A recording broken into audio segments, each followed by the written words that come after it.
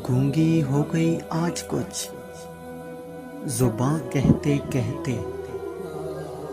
हिचकिचा गया खुद को मुसलमान कहते कहते।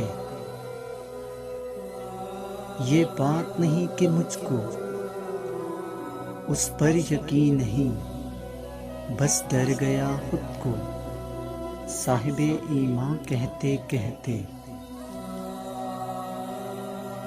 तौफीक न हुई मुझको एक वक्त नमाज की, और चुप हुआ मौसम आज़ां कहते कहते।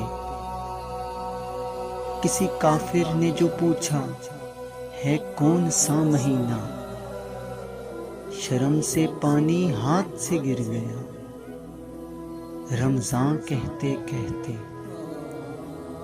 मेरी अलमारी में गर्द से भरी किताब का जो पूछा, मैं गड़ गया ज़मीन में कुरान कहते कहते।